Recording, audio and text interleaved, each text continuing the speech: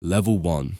In the sprawling expanse of the galaxy, under the glow of countless suns and the uncountable shadows of forgotten worlds, the vast majority of sentient beings live and die without ever feeling the faintest ripple of the Force.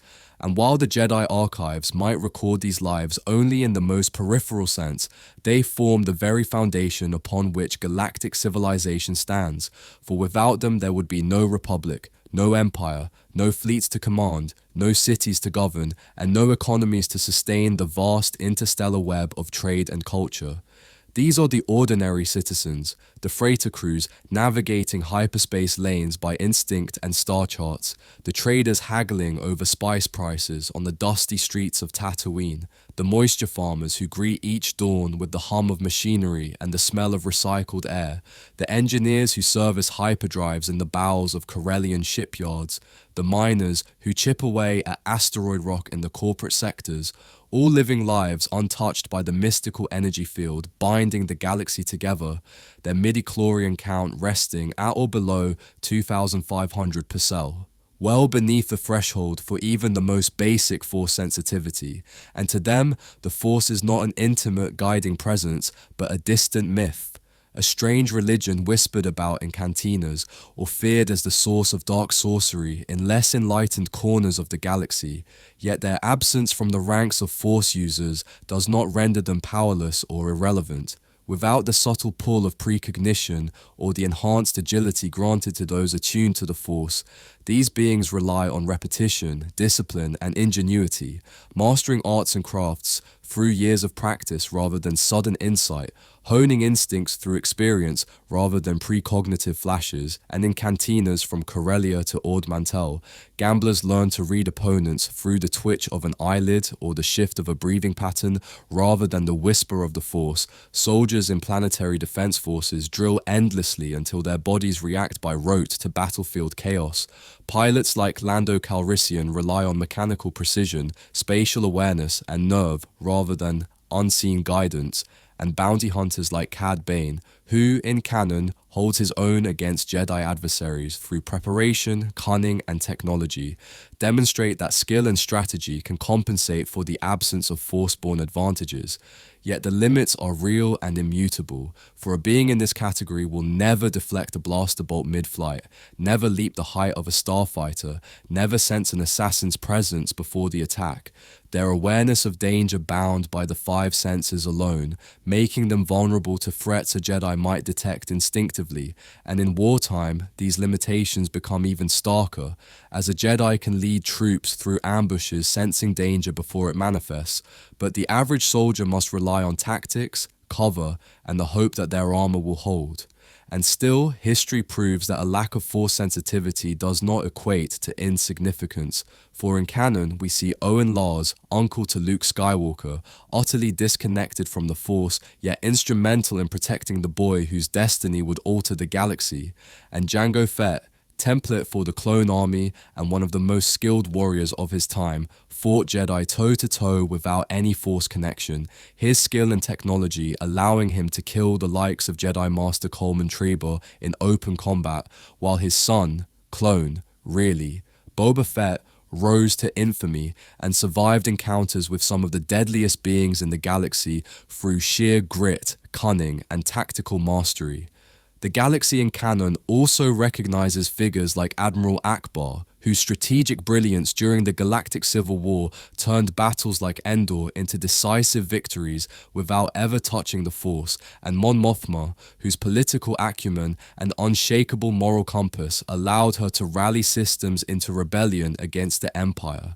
In Legends, this truth expands to include some of the most celebrated names in galactic history, none more prominent than Grand Admiral Thrawn, the Chiss tactician whose understanding of art, culture, and enemy psychology allowed him to anticipate and counter the moves of both Jedi and Sith adversaries, using strategy to defeat Force users despite lacking any sensitivity himself.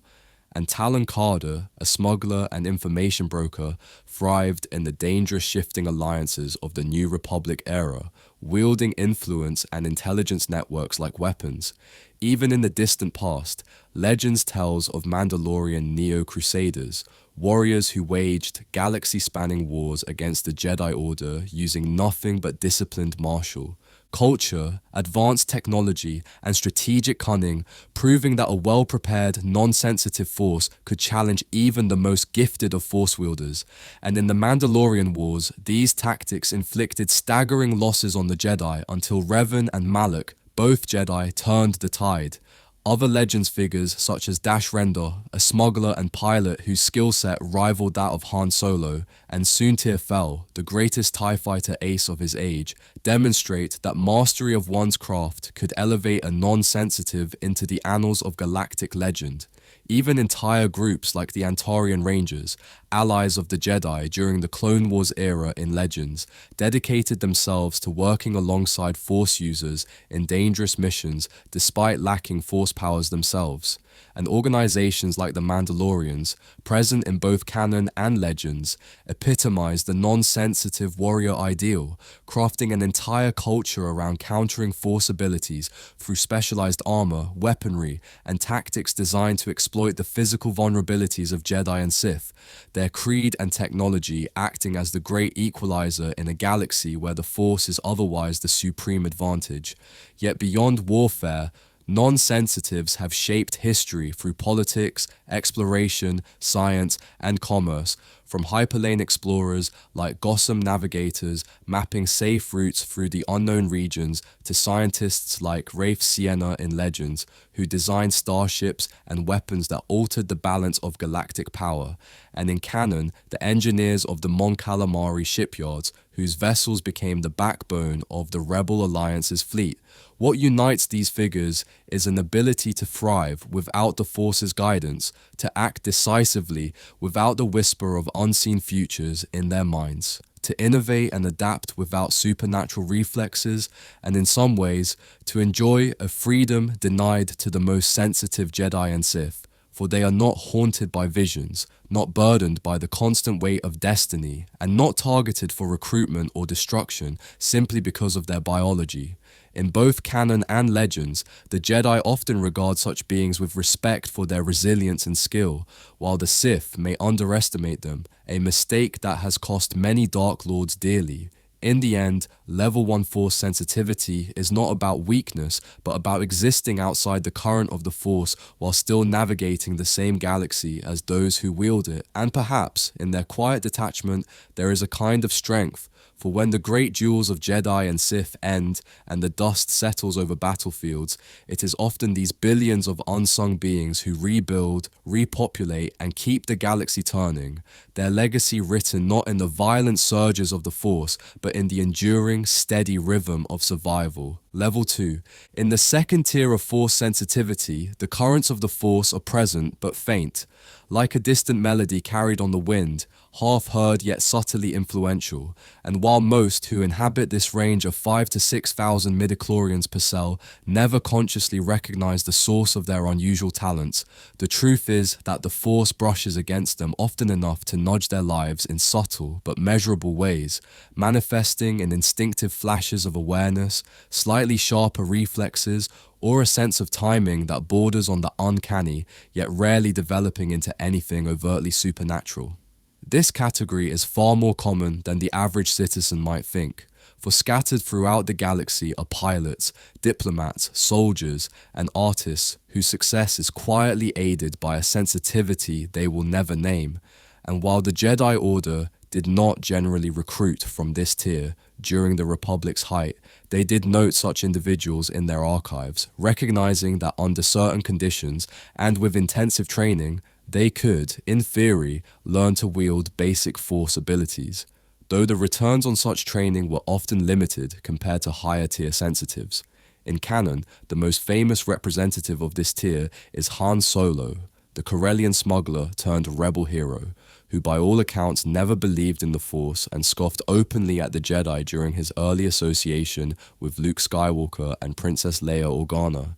yet whose piloting feats defy statistical probability, such as navigating the Millennium Falcon through the Kessel Run in under 12 parsecs while evading Imperial pursuit, or weaving through an asteroid field with less than a fraction of a ship length between survival and destruction, maneuvers so instinctive and precise that even veteran pilots could not replicate them without the Force's quiet guidance. Padme Amidala, Queen of Naboo, and later Senator, is another canonical example of someone who might have registered in this tier. Her political instincts were so sharp that she often anticipated betrayals and power shifts before they occurred, allowing her to navigate the treacherous halls of the Senate and survive multiple assassination attempts, a pattern of foresight that could easily have been aided by a latent Force connection. Sabine Wren, the Mandalorian artist and warrior introduced in Star Wars Rebels and later trained briefly by Ahsoka Tano in live-action canon, sits near the lower bound of this tier. In the Ahsoka series, her aptitude is described as so minimal that the Jedi Order would never have considered her, yet she demonstrates flashes of capability, small-scale force pulls, a heightened sense of awareness in combat that suggest the Force's presence, however faint. The ancient red-skinned Sith species also offer a canonical precedent for this level of sensitivity, with the average Sith individual exhibiting a mild but innate connection to the Force, enough to heighten combat skill or survival instincts, but insufficient for advanced techniques without structured dark side training from dark Jedi conquerors. In Legends, the scope of this tier expands dramatically, introducing numerous characters whose exploits suggest a mild Force sensitivity that shaped their fates. In the Old Republic era, pilots like Cartha Nasi displayed uncanny reaction times and survivability in situations where even elite soldiers perished, traits some historians speculate could stem from latent Force abilities. The Mandalorian Neo-Crusaders, while primarily non-sensitive, likely counted among their ranks individuals at this tier, warriors whose dueling prowess and ability to read opponents' movements allowed them to hold their own against less experienced Jedi. The most notable Legends pilot in this category is arguably Baron Soontir Fel, the Empire's greatest starfighter ace, whose unparalleled skill in space combat was so consistent that some contemporaries suspected a Force connection, though no Jedi or Sith ever confirmed it. Similarly, the smuggler Dash Rendar, often compared to Han Solo, seemed to survive encounters with staggering odds far too often for mere luck, whether evading Imperial patrols or escaping from criminal syndicates. The Legends continuity also presents political leaders like Admiral Gilad Pellaeon, whose instinctive grasp of timing and diplomacy allowed him to preserve the Imperial remnant long after the fall of the Empire, his decisions often perfectly calibrated to changing conditions in a way that suggested a subtle nudge from the Force. Mild Force sensitivity in this range often manifests in physical feats that appear coincidental or explainable by skill alone, yet consistently surpass what should be statistically possible. A soldier might duck moments before a sniper's shot without hearing it. A gambler might repeatedly win games of sabacc through gut feelings that align perfectly with the cards drawn, or a thief might avoid capture by instinctively taking the one alley unpatrolled by security droids. In combat, those at this level may appear simply lucky or exceptionally skilled, yet in truth, they benefit from microbursts of precognition, an unconscious reading of the currents of the Force that allows them to act a heartbeat ahead of danger. Canon examples beyond the famous include Hera Syndulla, whose starfighter piloting during the early rebellion often involved daring maneuvers timed so perfectly that even her crew marveled at her instincts, and possibly Finn, the former stormtrooper FN-2187, whose rapid awakening to moral choice and his ability to wield a lightsaber effectively against Kylo Ren suggest at least a spark of Force potential. In Legends, entire cultures have existed where this tier of sensitivity was common but unacknowledged. For instance, the Achani people, famed for their martial arts, often exhibited a mild precognitive sense in combat, reading opponents' body language and intention so well that fights could resemble choreographed dances, a trait that may have been enhanced in some individuals by a low-level Force connection. Similarly, the Corellian system produced generations of pilots whose reflexes and navigation skill exceeded galactic norms, leading some to theorize a regional genetic tendency toward mild force sensitivity, an idea supported in legends by characters like Corran, who, while eventually trained as a Jedi, initially displayed only modest abilities consistent with this range. The Jedi Order, in both canon and legends, maintained a pragmatic view of this tier. While the Republic's widespread midichlorian testing could theoretically identify such individuals, they were rarely taken into the Order because their ceiling for development was too low compared to the resources required for training. In times of need, however, the Jedi might employ them as trusted allies, pilots, scouts, or guards, knowing that their instincts and reflexes could make the difference in dangerous situations. The Sith, by contrast, often saw this tier as beneath notice unless the individual possessed other strategic value, political power, military command, or unusual charisma. But in legends, there are cases where Sith Lords identified such individuals as useful pawns, imbuing them with temporary power through alchemy or dark side artifacts to augment their natural talents. Life for someone in this range is shaped by small but pivotal moments in which the Force subtly intervenes. A blaster bolt barely misses, a crucial decision is made at exactly the right second, a treacherous ally is recognized before the betrayal lands its blow. To the individual, these may seem like luck or instinct, but over the course of a lifetime, they accumulate into a pattern of improbable survival and success. In peacetime, such gifts might lead to prosperity in business, politics, or the arts. In wartime, they can mean the difference between death and survival, or between victory and defeat for entire units. In both canon and legends, this level of sensitivity blurs the line between the natural and the supernatural, offering just enough of the Force's guidance to influence events without revealing itself outright, creating lives that, while grounded in the ordinary, are quietly shaped by the extraordinary.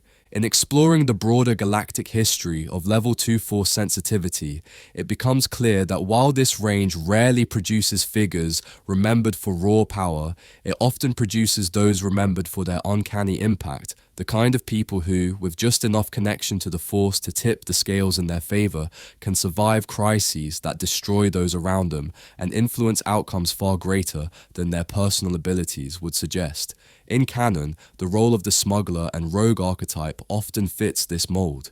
Men and women like Han Solo, Hondo Ohnaka, and even Lando Calrissian succeed not only through charm, wit, and experience, but because the Force occasionally places them exactly where they need to be, whether they recognize it or not.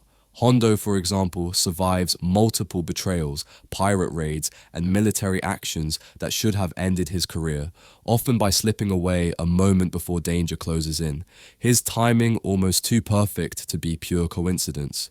In Legends, this archetype expands even further.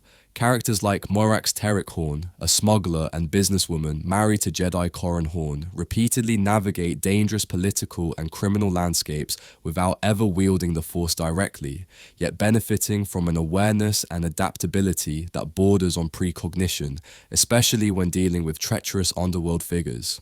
Another recurring pattern in this tier, both in canon and legends, is the rise of military leaders who, while lacking the Force powers to dominate a battlefield physically, can read the flow of combat intuitively, anticipating enemy movements in a way that even experienced tacticians sometimes cannot match.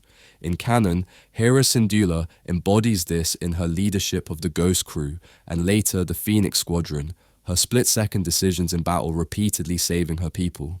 In Legends, Captain Pelion of the Imperial Navy consistently makes strategic calls that prevent total annihilation of his forces, preserving the Imperial remnant through political savvy and disciplined retreats that seem almost preternaturally timed. Among bounty hunters, this tier has produced some of the most successful careers in galactic history. Mild sensitivity may not allow for lightsaber mastery or force pushes, but it can sharpen reflexes enough to track a target through dangerous environments or dodge lethal strikes in close combat. In Legends, Jaster Merrill, an early Mandalorian leader, may have had such subtle gifts, as his survival in duels and his ability to anticipate ambushes set him apart from his peers. Mild sensitivity at this level also appears in civilian spheres where its presence is even harder to detect. Artisans whose hands seem guided to perfection in delicate work, musicians who feel the next note before they play it, traders who instinctively know which investments will flourish, or explorers who find habitable worlds through what appears to be sheer luck. In the Outer Rim, tales of luck-touched captains circulate in both canon and legends.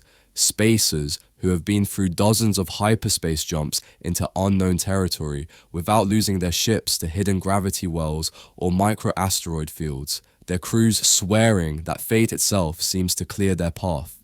The Jedi Order's philosophy toward this level was shaped by its practical limitations. In the High Republic era, for example, mild sensitives might be catalogued by temple archivists and occasionally contacted if they served in positions where their instincts could assist Jedi missions, pilots for diplomatic envoys, scouts for dangerous expeditions, or mediators in tense negotiations. But they were rarely brought into full training because their ceilings for mastery meant that decades of effort might only yield abilities like minor telekinesis or limited mind influence. In Legends, however, there are instances where political necessity or unique circumstances led to exceptions. A notable example is Scout, a Padawan in the Dark Rendezvous novel, who was taken in by the Jedi Order despite lower than average Force potential, trained largely because her personality and determination were considered valuable assets to the Order. And while she struggled with advanced techniques, her resilience and adaptability proved crucial during the Clone Wars. The Sith, both in canon and legends, often dismissed this tier as unworthy of apprenticeship, but there were times when a Dark Lord found value in such individuals, not for their combat potential, but for their ability to operate unnoticed while still benefiting from subtle Force guidance. In Legends, some Sith alchemists even experimented with artificially enhancing such mild sensitives, temporarily boosting their powers to serve as assassins or spies before the enhancements burned out or drove them mad. From a galactic cultural perspective, Level 2 Force sensitivity exists in a grey zone of myth and reality. Most of those within it will never have their abilities recognized or tested, living out their lives as exceptionally talented in one area or another, perhaps chalking it up to training, instinct, or fortune.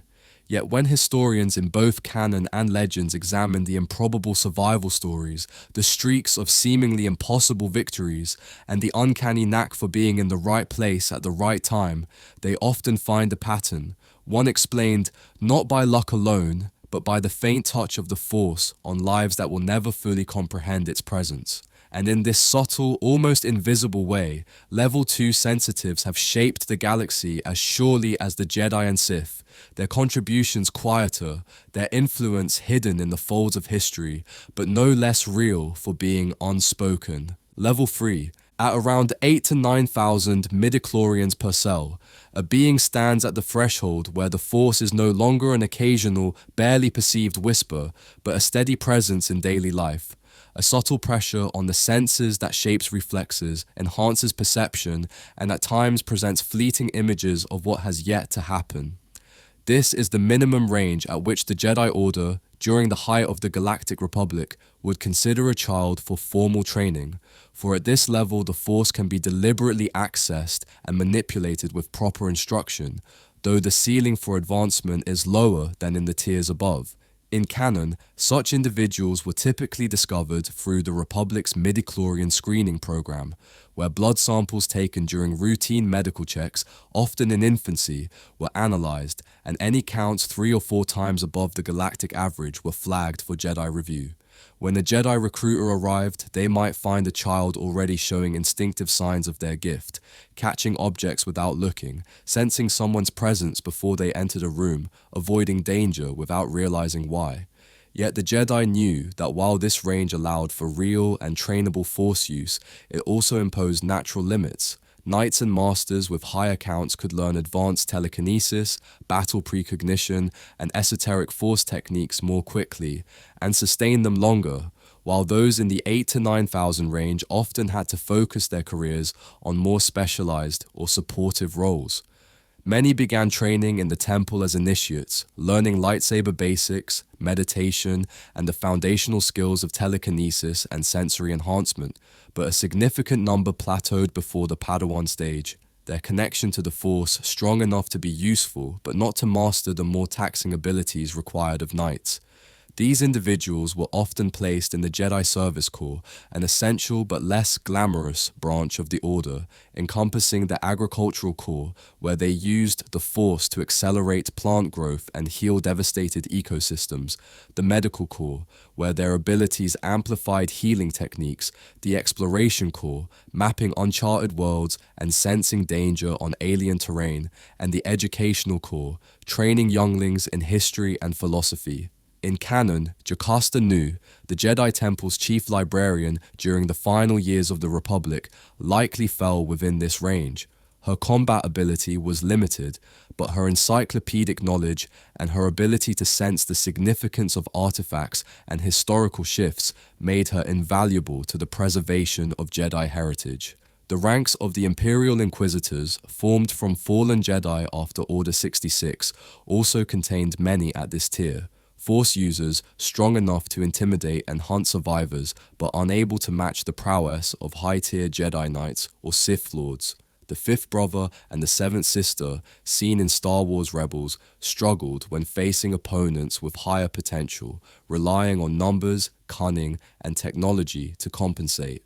In Legends, this level is richly represented in the archives of the Old Republic and the expanded histories of the Jedi Order.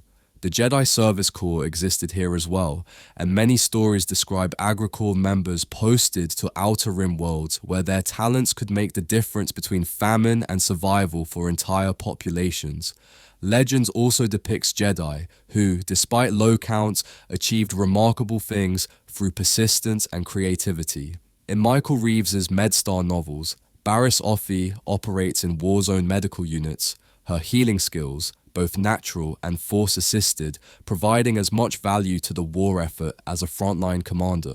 In the Jedi Apprentice series, some of Qui-Gon Jinn's fellow students lacked the raw connection to pass their trials, yet they became explorers and diplomats, influencing the Republic in quieter but enduring ways.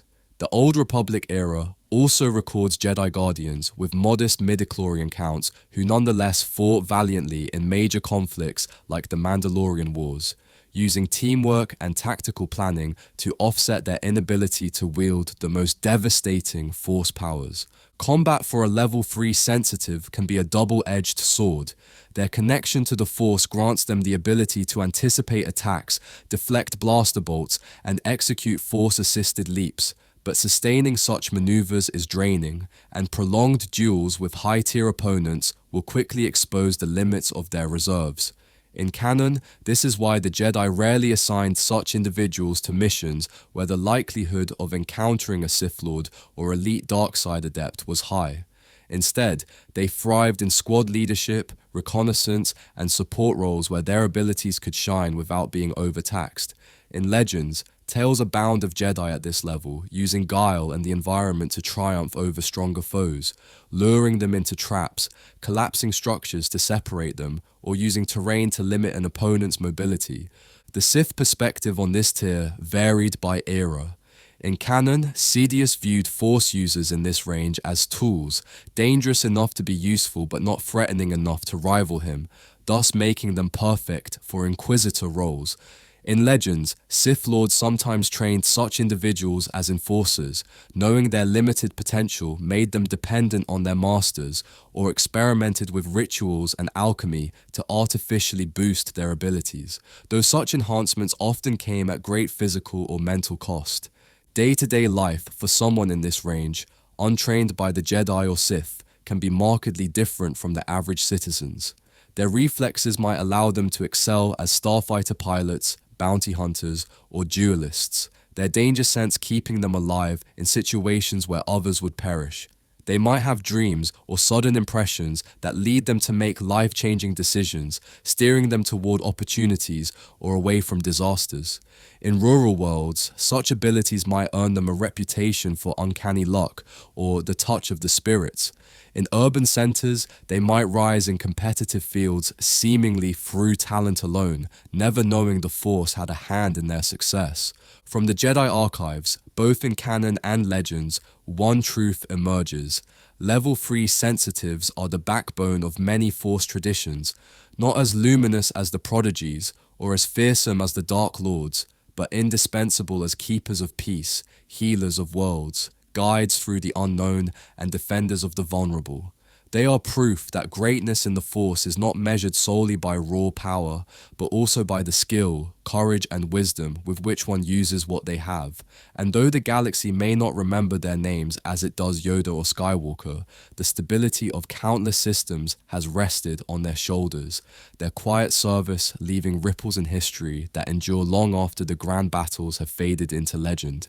In examining the most pivotal moments of galactic history, it is surprising how often level 3 Force sensitives are present in the background, nudging events towards stability or survival without ever stepping into the spotlight, their contributions often unrecognized in the official records yet essential in preventing catastrophes. In canon, many of the Jedi who oversaw outpost temples on remote worlds during the waning days of the Republic likely fell into this range. Guardians who might not have been able to match Count Dooku in a duel, but whose leadership and Force-assisted insight maintained fragile peace in systems far from Coruscant's attention. On the agricultural worlds of the Mid-Rim, members of the Agricultural Corps worked tirelessly to reverse crop blight or restore soil devastated by industrial exploitation, their modest telekinetic abilities and attunement to living systems making the difference between famine and survival for millions. During the Clone Wars, such Jedi were sometimes pulled into the conflict to lead smaller battalions, where their skill at reading battlefield conditions and keeping their troops alive proved invaluable, even if they were not the most dangerous lightsaber on the front lines. Inquisitorious records after Order 66 show that many captured Jedi in this tier were deliberately turned rather than executed. Palpatine understood that their combination of real combat skill and inherent limitations made them ideal enforcers, capable of intimidating and killing civilians or low-level Force sensitives while posing no existential threat to him or Vader. In Legends, the tapestry becomes even richer. The Jedi Exploration Corps sent low-tier sensitives on long missions into the unknown regions where their ability to sense habitable planets or detect dangerous wildlife could save entire expeditions. Some served as diplomatic envoys in volatile star systems, using the Force to subtly influence tense negotiations, sensing deception in political rivals, or calming hostilities before blaster fire erupted. In the Jedi Apprentice novels, we see initiates and failed Padawans who, while lacking the raw strength to become great warriors, find fulfillment as teachers, historians, and healers, spreading Jedi philosophy into areas the Order rarely reached. In the ancient Old Republic conflicts chronicled in Legends, there are records of Jedi of this tier holding defensive lines against Mandalorian assaults, using environmental tactics, collapsing bridges, triggering rock slides to compensate for their inability to overpower enemy champions. Combat involving level 3 sensitives often highlights their greatest strengths and their greatest weaknesses in stark relief. Against non-Force users, they are formidable, able to anticipate attacks, dodge incoming blaster fire with grace, and disarm opponents through precise timing. But against a skilled high-tier opponent, their limitations show quickly. Sustained pressure from an elite Jedi or Sith will exhaust them faster, their Force-assisted reflexes slowing as they reach the edges of their reserves. This has led to a tactical wisdom that many in this range share. They are more likely to win through strategy than brute force, using the environment, teamwork, and deception as their allies. In canon, Kanan Jarrus's early fights against Inquisitors display some of these dynamics, though Kanan himself was more powerful than this tier. His ability to manipulate positioning and use distractions is a tactic well within the reach of a level 3 combatant.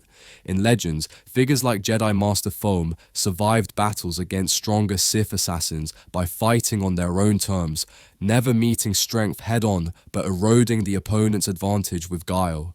Outside the Jedi and Sith traditions, other Force sects have recognized the value of level 3 members.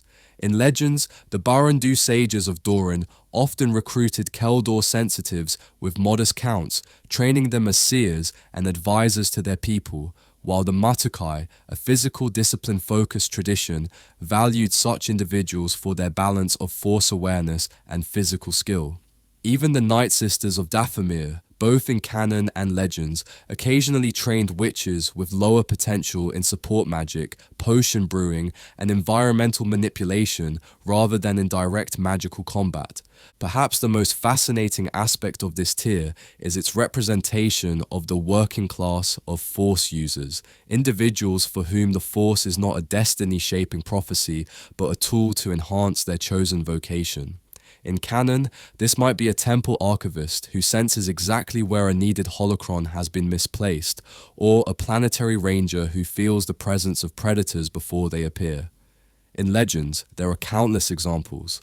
A Mon Calamari shipwright whose intuitive grasp of design yields vessels that outperform their schematics, a Corellian security officer who senses lies before the suspect speaks them, a Rhodian trail guide on Endor who always leads hunting parties away from the paths of dangerous predators.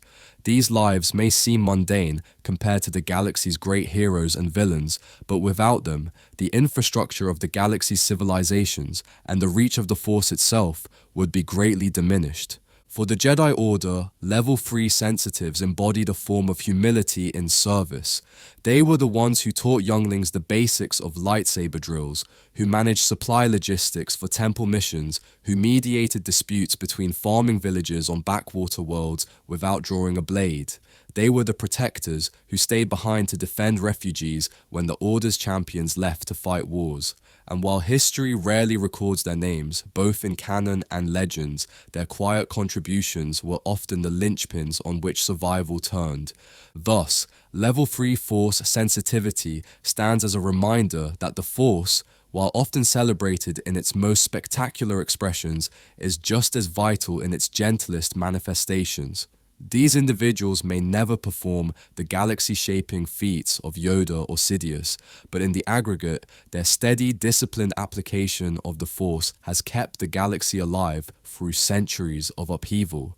They are the custodians of stability, the unseen hands that hold the line when the galaxy begins to fracture, and though their place in the grand saga may seem small, without them the fabric of galactic history would unravel far sooner than anyone imagines. Level 4. In the minds of most beings across the galaxy, when they imagine a Jedi, they are picturing someone in this range. A Force sensitive whose midichlorian count sits between 12,000 and 13,000 per cell, a level at which the Force flows so strongly that it is a constant and undeniable companion in every breath, in every decision, in every motion, yet not so overpowering that it isolates them from their peers or burdens them with the volatile destiny of the rare prodigies. This is the tier of the quintessential Jedi Knight, the Order's backbone during the centuries of the Republic, the commanders and guardians whose names may or may not be etched into history, but whose actions shaped worlds and saved countless lives.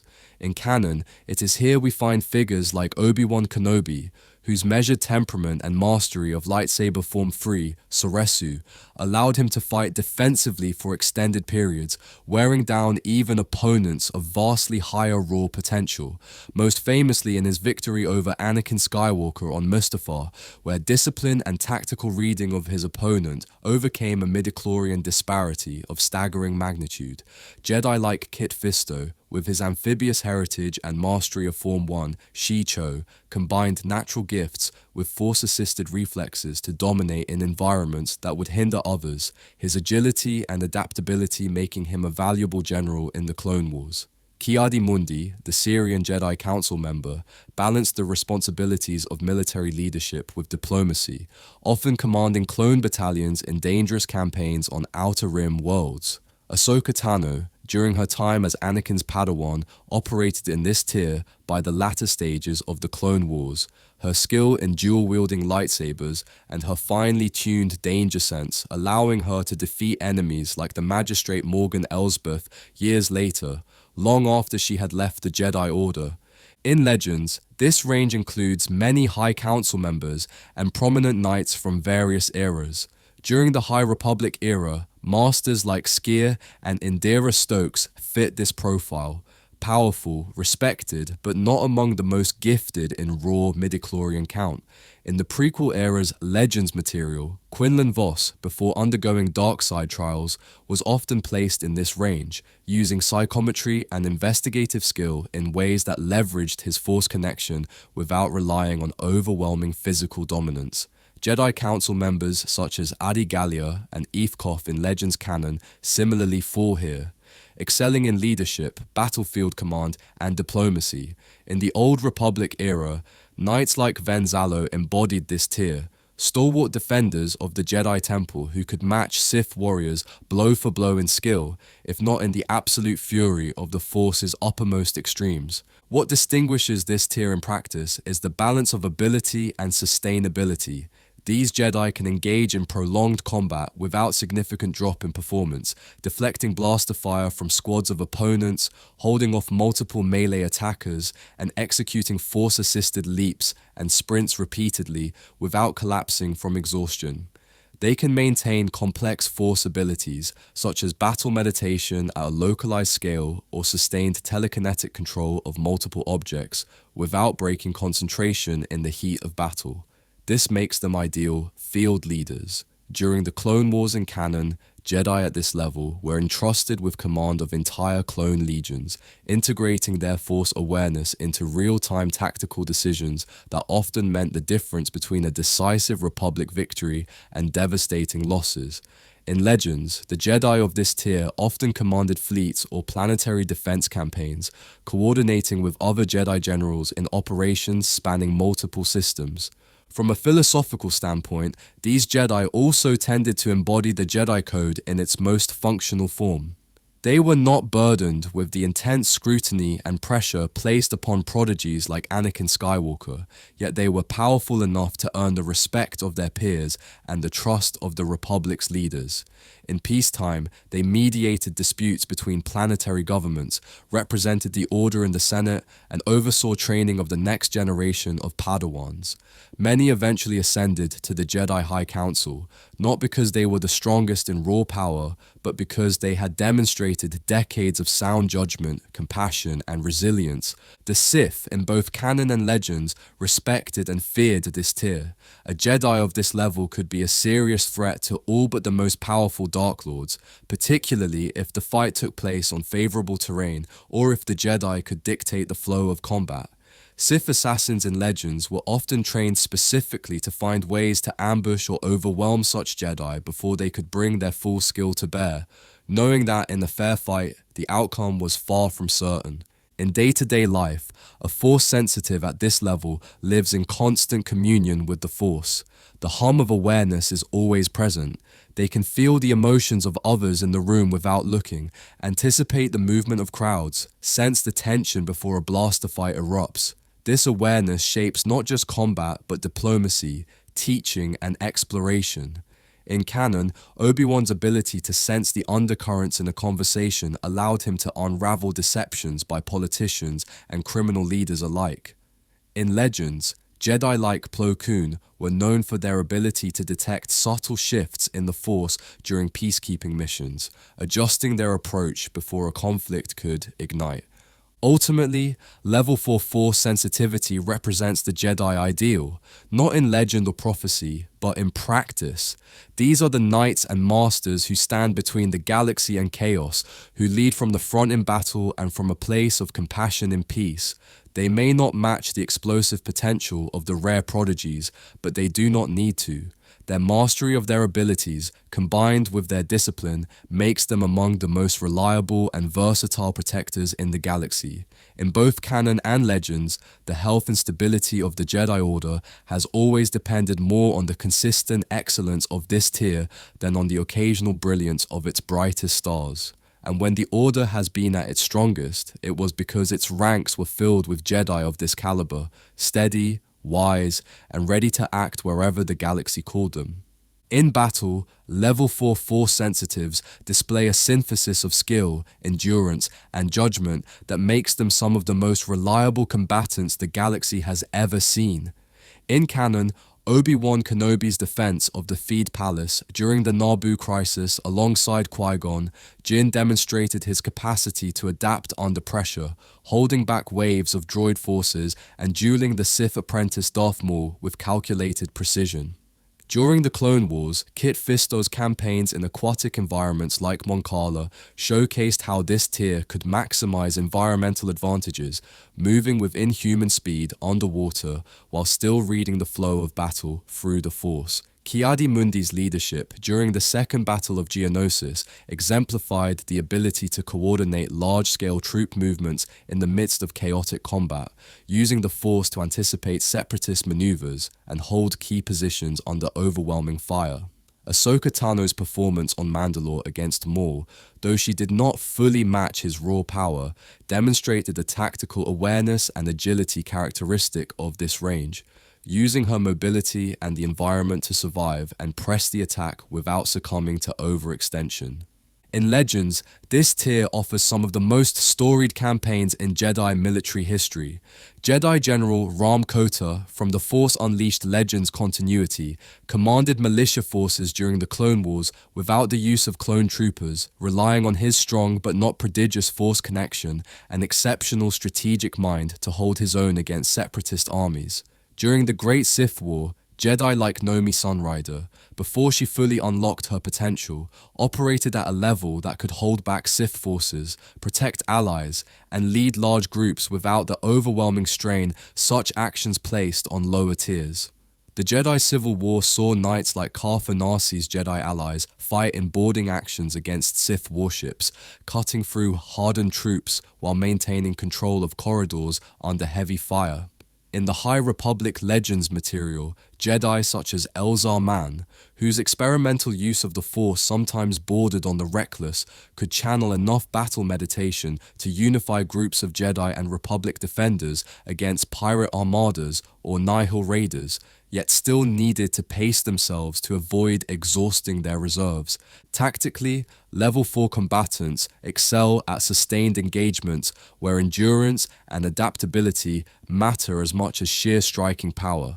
Against non-Force sensitive opponents, they can dominate without breaking stride, deflecting blaster fire in wide arcs, controlling the tempo of melee engagements, and using the Force to subtly destabilize enemy formations by pushing or pulling individuals at key moments. Against higher tier opponents, they survive through mastery of form and reading of intent. A Sith Lord of greater potential may be stronger, but if they overextend or underestimate the knight before them, they can be countered and defeated. Obi-Wan's victory over General Grievous, though aided by the General's mechanical vulnerabilities, was in part a testament to this tier's ability to adapt their technique to the specific threats they faced. Beyond the battlefield, these Jedi shape politics and culture in ways few others can. In canon, members of this tier often served as mediators in high-stakes negotiations, Ki-Adi-Mundi's missions to the Syrian homeworld, and Plo Koon's diplomatic efforts in the Mid-Rim stand as examples of how their balanced power and discipline allowed them to gain trust from both Republic and local authorities. In Legends, this role is even more prominent. Jedi like Foam acted as spy masters and intelligence operatives, using their Force abilities to sense treachery without revealing their full hand, while others like Jaina Solo in her early career embodied the martial and diplomatic blend that defined this tier before ascending to even greater heights. Other Force traditions also produce members at this level.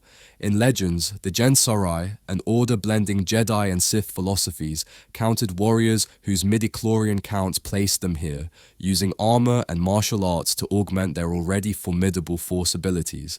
The Matukai, a Force tradition focused heavily on physical conditioning and body mastery, revered members in this tier for their balance between physical and Force skill.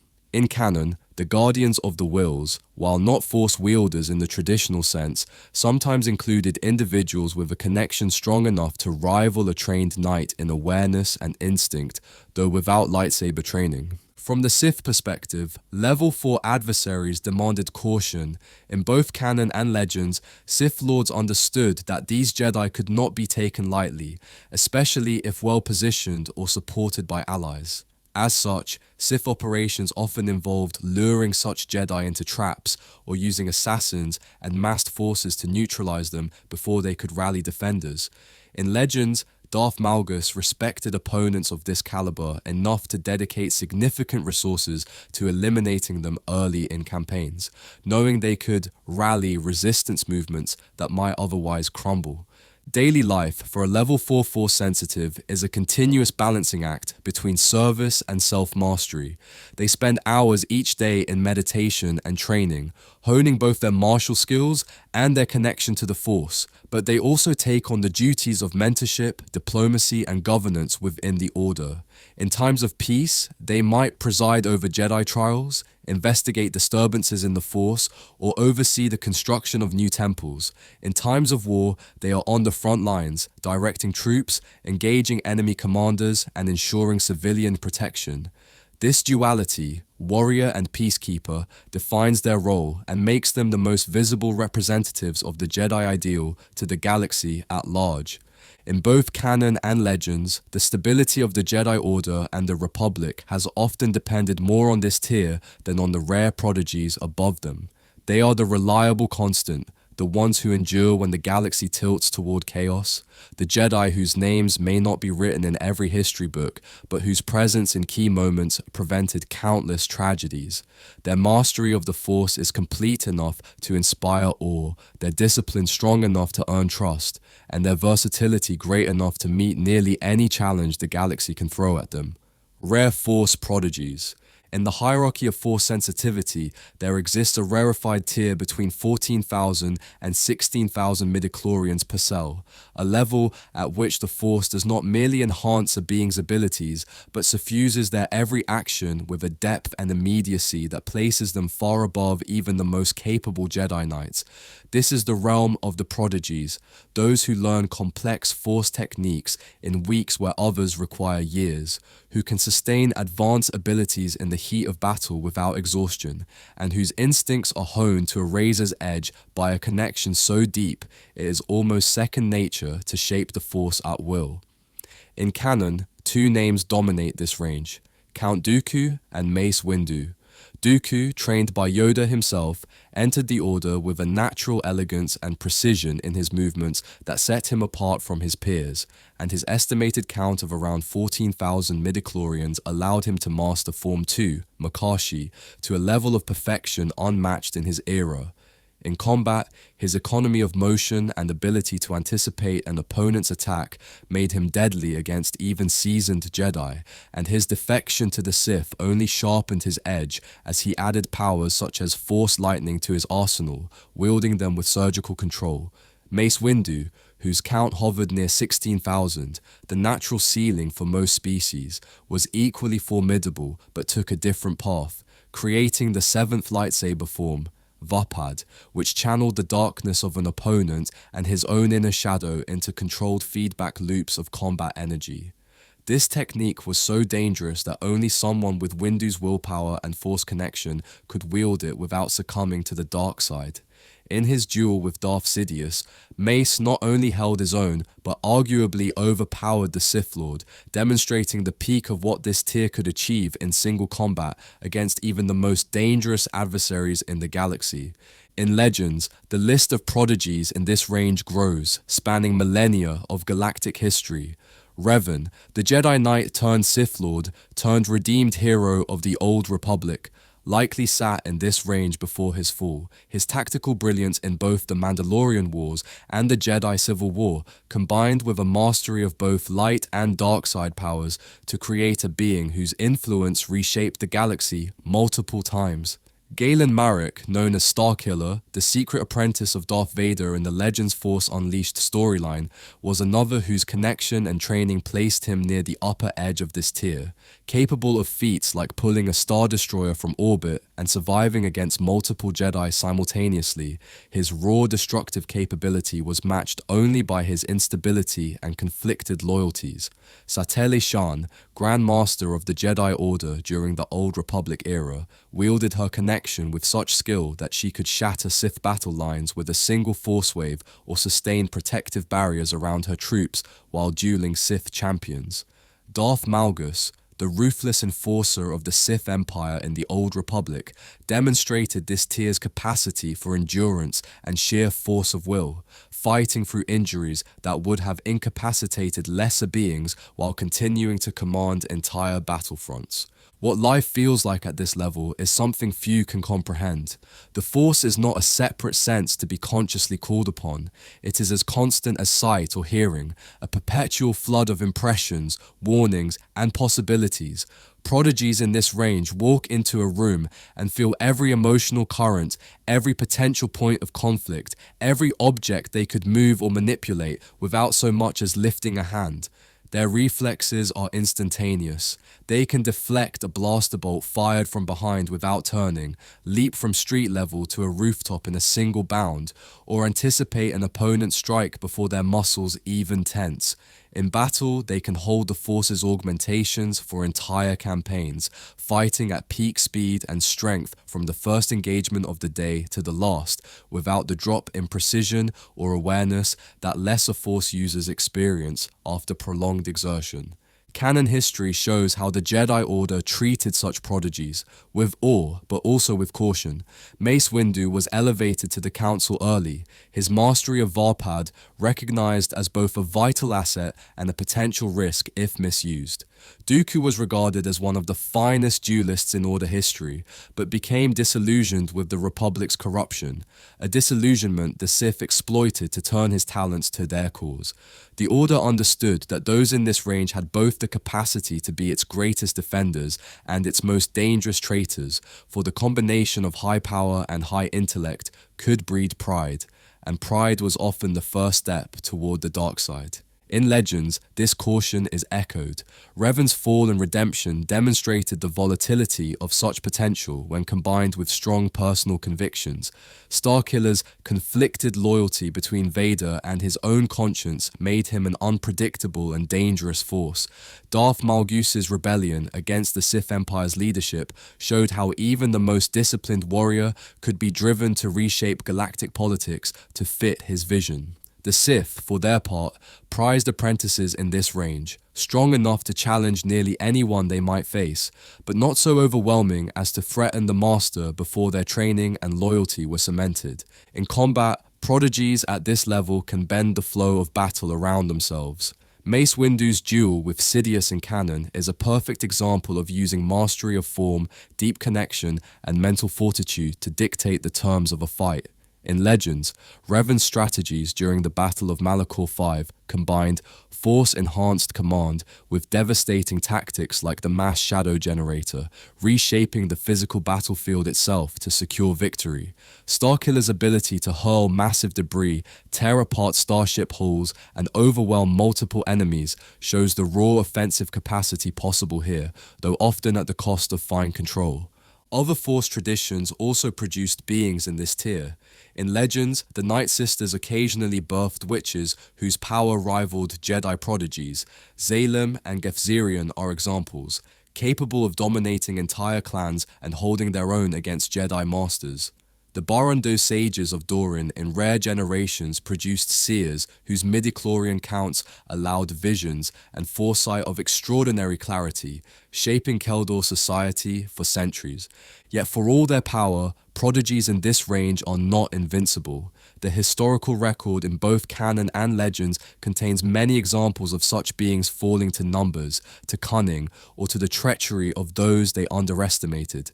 Their power invites challenges from Sith rivals, from political enemies, from those seeking to prove themselves, and a single mistake in such confrontations can be fatal. The lesson the Jedi Jedi sought to teach their prodigies was restraint, to use their gifts not as a hammer to smash every problem, but as a scalpel to apply just enough pressure in the right place to change the outcome without escalating destruction.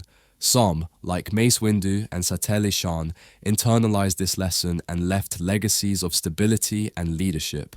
Others, like Dooku and Malgus, allowed their power to feed a belief that they could reshape the galaxy to their personal ideals, no matter the cost. In the end, Level 5 Force Sensitives stand as the galaxy's living examples of what happens when talent, training, and the Force converge at the uppermost limit of the natural spectrum. They inspire allies, intimidate enemies, and leave behind ripples in history that last for generations.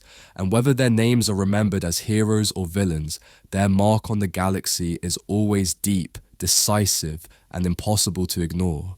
And while this prodigious level of Force connection brings with it prestige and influence, it also places those who possess it in a constant state of scrutiny, both from allies who see them as potential saviors and from enemies who view them as existential threats. In canon, Ezra Bridger in the later years of Star Wars Rebels began approaching the outer edge of this tier, his Force connection deepening to the point where he could call massive creatures like the Purgil through the Force and influence their behavior on an interstellar scale, abilities requiring such strength and precision that they blurred the line between advanced telepathy and full communion with the Force's living currents. Asajj Ventress, though never formally measured, may have been within the lower bounds of this range, her skill in lightsaber combat and Force manipulation sufficient to duel Council-level Jedi and Sith-trained apprentices alike for extended periods. In Legends, Mitra Surik, the Jedi Exile, is another whose midichlorian count likely placed her here. Though she famously lost much of her connection to the Force after the Mandalorian Wars, once restored, she displayed combat and strategic abilities on par with the Old Republic's greatest defenders, leading campaigns against the Sith Triumvirate with a blend of martial prowess and Force mastery that few could match. The Jedi Grand Master Satele Shan, in addition to her battlefield feats, demonstrated unparalleled skill in defensive Force applications, capable of maintaining vast protective fields under siege for long durations, shielding allies from both physical and Force-based attacks while coordinating large-scale retreats or counteroffensives. Darth Malgus's campaigns during the Great Galactic War provide perhaps the clearest portrait of the Sith equivalent at this level. His relentless push through Republic lines on Coruscant, even after sustaining life-threatening injuries, showcased the capacity for enduring and channeling the Force through sheer willpower, enabling him to fight at peak efficiency when others would have collapsed. Combat at this level is a display of art and dominance combined. Prodigies here are not merely reacting to battle, but actively shaping it, bending its flow to their will. In canon, Mace Windu's control of the duel against Darth Sidious illustrates how a fighter in this tier can control pace and momentum, dictating when to press the attack and when to defend, forcing an opponent into mistakes that a less disciplined combatant might miss. Count Dooku's duels against Obi-Wan and Anakin, where he could split his attention between two of the Order's finest without losing composure, demonstrate the refined economy of movement possible at this range. In Legends, Revan's orchestrated engagements against the Mandalorians reveal how Force prodigies could integrate battlefield strategy with direct combat superiority, using their awareness of the Force to predict enemy movements across entire fleets and ground forces simultaneously. Starkiller's Legends feats, bringing down a Star Destroyer while fighting off waves of enemies, highlight the sheer destructive potential this range offers when raw power is prioritized over conservation. Other Force traditions recognized the potential and dangers of beings in this range. In Legends, the Night Sisters would sometimes single out such individuals, either from within their own clans or captured from the wider galaxy, training them in advanced magics and binding them through ritual to ensure loyalty. Those who resisted risked becoming focal points of dangerous rivalries within the clan.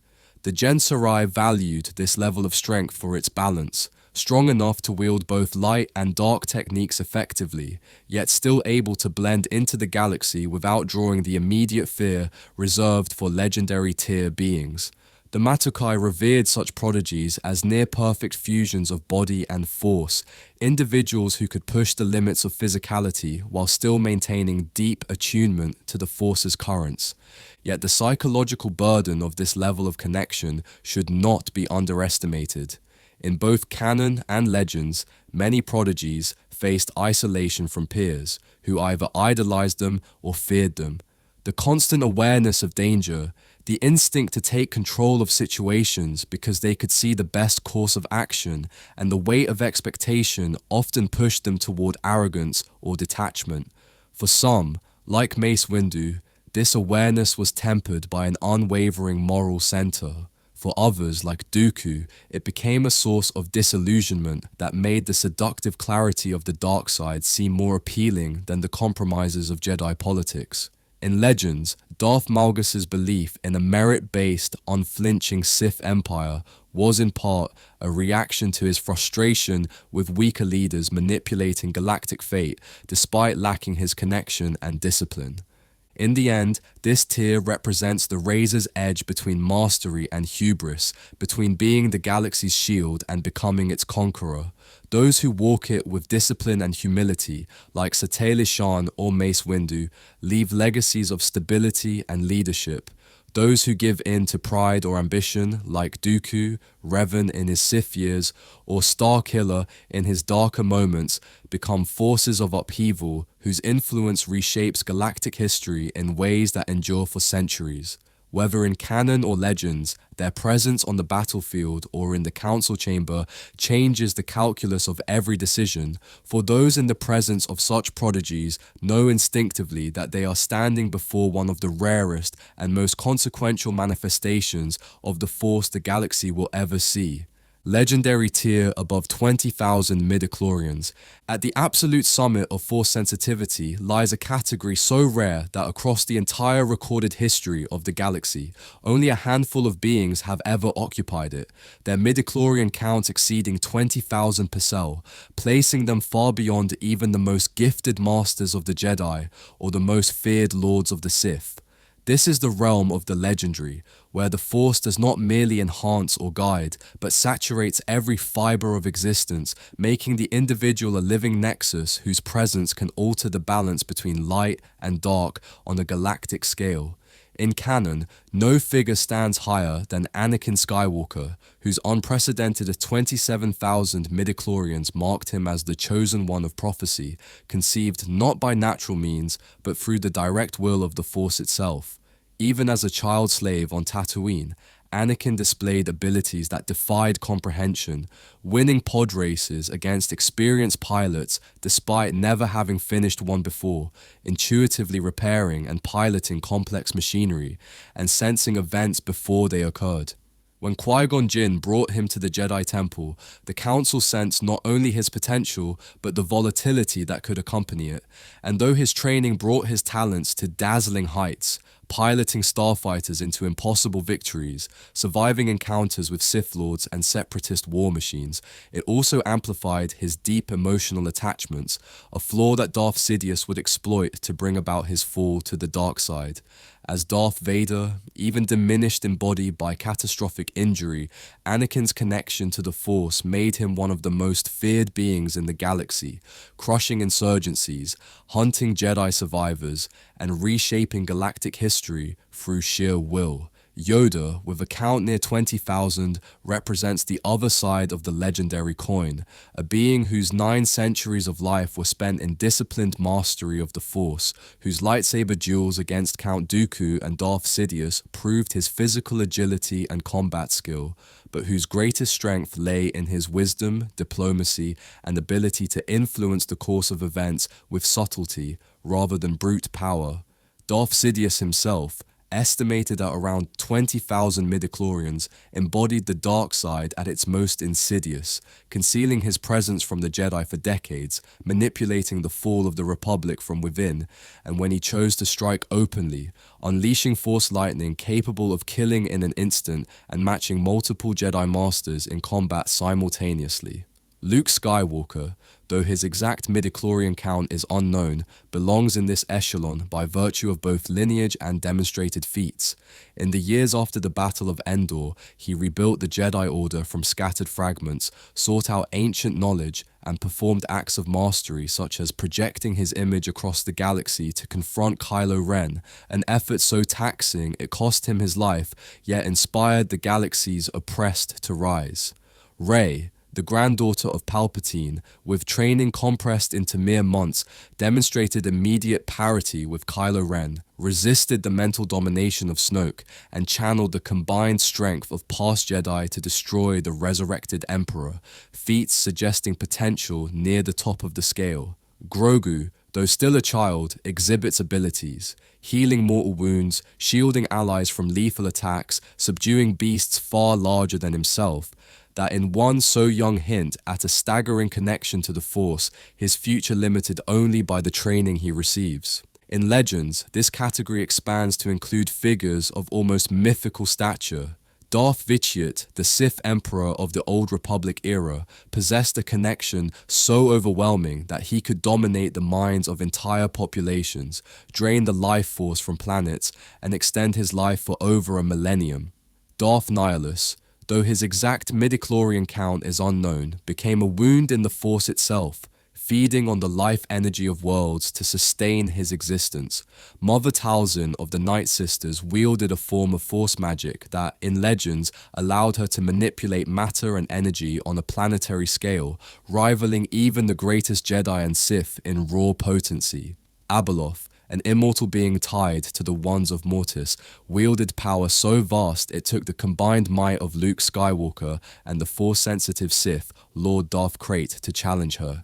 These Legends examples, while fantastical, underscore the idea that this tier represents not merely exceptional individuals, but beings who can shape the galaxy itself as easily as others might shape a conversation.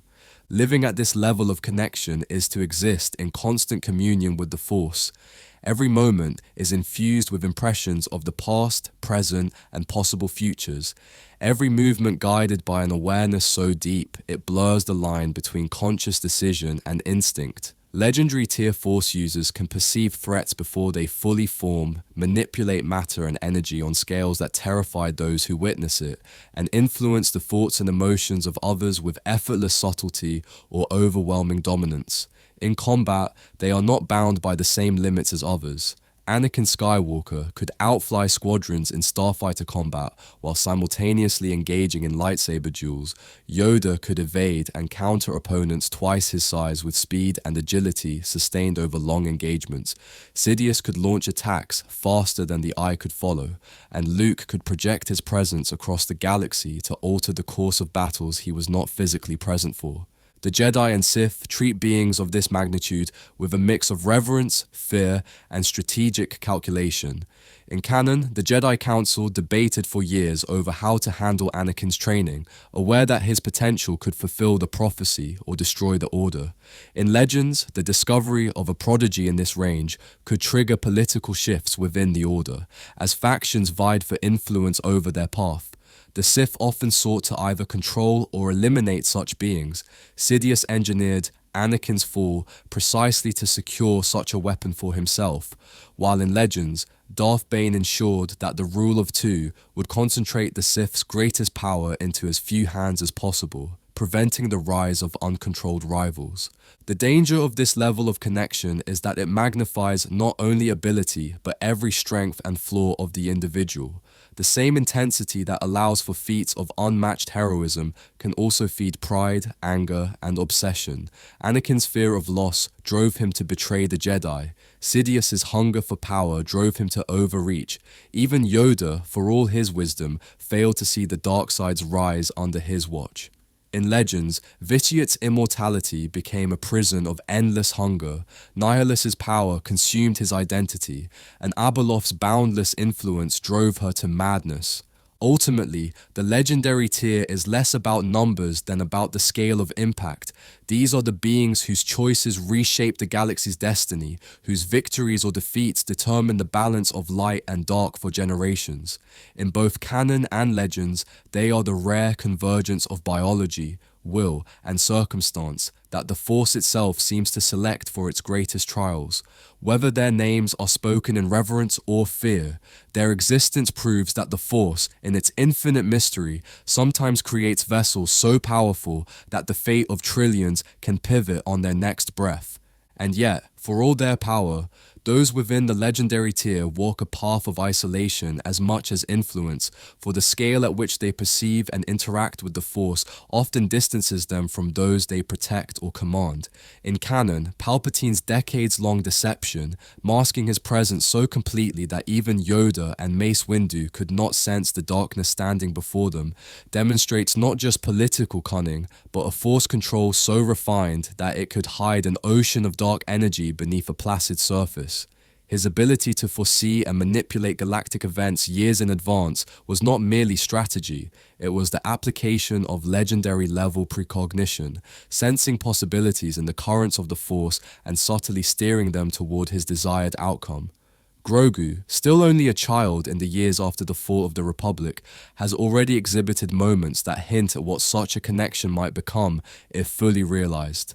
Calming and controlling rancor-like creatures with nothing but his presence, lifting objects many times his size, and shielding allies from lethal explosions, all without formal Jedi training. Luke Skywalker's confrontation on Crate, where he projected his image across light years to stand against Kylo Ren, remains one of the clearest demonstrations in canon of this tier's defining trait, the ability to bend the rules of space, time, and perception itself to alter the course of history. In Legends, the tapestry of the legendary expands almost beyond imagination. The Wands of Mortis, the father, the daughter, and the son, embody pure archetypes of balance, light, and dark, each capable of feats that dwarf even the most powerful Jedi and Sith. Though their exact midichlorian counts are unknown, their dominion over the Force's deepest aspects places them far beyond mortal limits. The Rakata, architects of the Infinite Empire, ruled through Force-imbued technology and star-spanning conquest, their leaders wielding powers to enslave entire species through mind domination and planetary-scale manipulation of the Force. Darth Bane, in his vision for the Sith rule of two, imagined an apprentice of this caliber, one so innately powerful that they could eventually surpass and destroy their master, ensuring the Sith line always evolved toward perfection. Though he himself did not reach the legendary threshold, his philosophy anticipated the danger and inevitability of such beings. Legends also gives us Luke Skywalker at the height of his grand mastery, wielding the Force with such ease that he could collapse fleets, move faster than the eye could follow, and resist the influence of multiple dark side users at once. Combat involving this tier is not a contest in the conventional sense. It is an event in which the environment, the combatants, and even the observers are drawn into the Force's maelstrom. In canon, Yoda's duel with Sidious in the Senate chamber was not merely a clash of blades, but of titanic force waves, each combatant hurling senatorial pods with casual telekinesis, each movement a blur beyond ordinary perception. Anakin's massacre of the separatist leaders on Mustafar showed how devastating such speed and precision can be when unleashed without restraint. In Legends, the battle between Luke Skywalker and Darth Krayt's forces on Coruscant, where Luke fought and overcame multiple Sith Lords simultaneously, reads like myth, his movements described as both impossibly fast and perfectly measured. Abeloth's battles with the Skywalker solo family required alliances between sworn enemies, her mastery of the Force's raw chaos threatening to unmake entire worlds. The psychological burden of existing at this level is profound. Beings in this range are constantly aware of countless possibilities branching around them, of the emotions and intentions of everyone they meet, of the vast suffering and joy spread across the galaxy. For some, like Yoda, this awareness cultivates deep compassion and patience. For others, like Sidious, it feeds an insatiable hunger for control. Anakin's tragedy lies partly in his inability to filter this torrent of awareness. Every loss felt more deeply, every fear amplified until it became unbearable.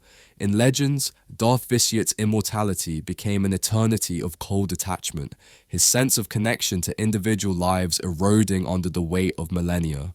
Other Force traditions respond to such beings with a mixture of reverence and terror.